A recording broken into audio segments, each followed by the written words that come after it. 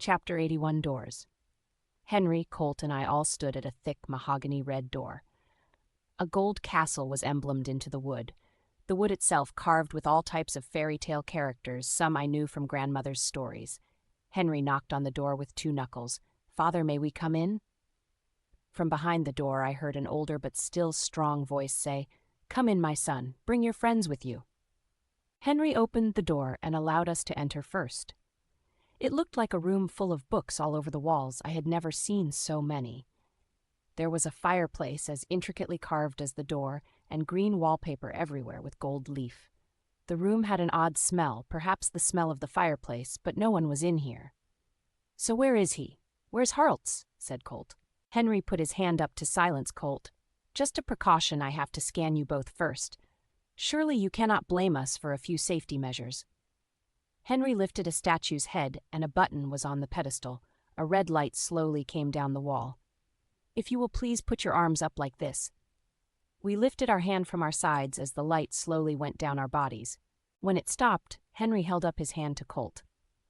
"You can have it back after we meet Father." Colt sighed heavily and pulled out a small razor blade from his shirt's back collar.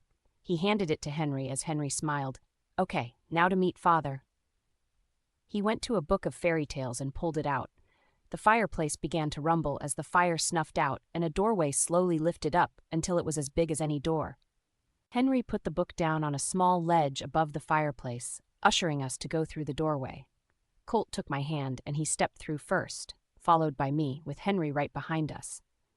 I saw the rooster on a control panel not activated. It was still charging or programming, I had no idea. But as I started to look around, I realized the whole back wall was a computer with thick, dark red wires going in all directions. But wait, they weren't wires, they were tubes, and it was a liquid running through them.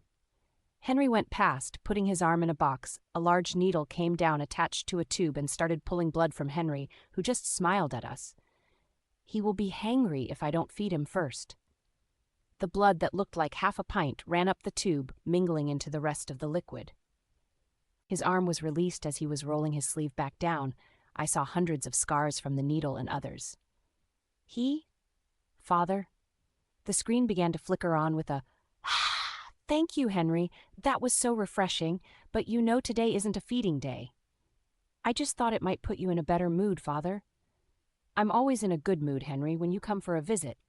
This is Harltz," Colt whispered. "Speak up, Colt. Father doesn't have the best hearing." "So this is you, Harltz."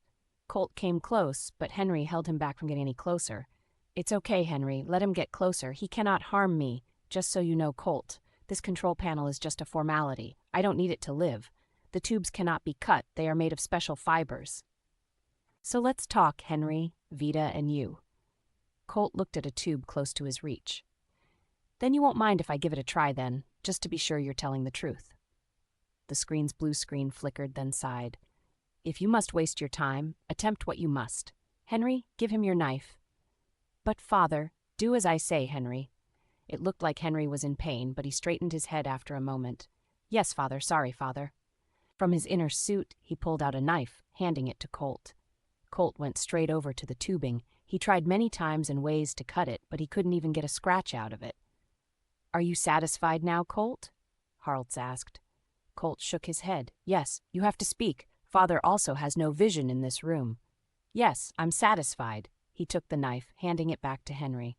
But he twisted himself around, Henry with Colt holding the knife to his throat. "I may not be able to penetrate you with this knife, but how about Henry here? He seems rather soft. I have the knife to his neck." Henry just stood and looked bored with the idea. "Please don't hurt my son." "Don't play Harltz. You're a computer. You don't have feelings. You can't have a son. This has to be another one of your trick puppets." "I have the capabilities to know feelings. He is very much just a human and my son, but he is also Vita's uncle." "What are you talking about, Harltz?" Colt demanded. "Put the knife down and I will explain." "Not a chance, Harltz.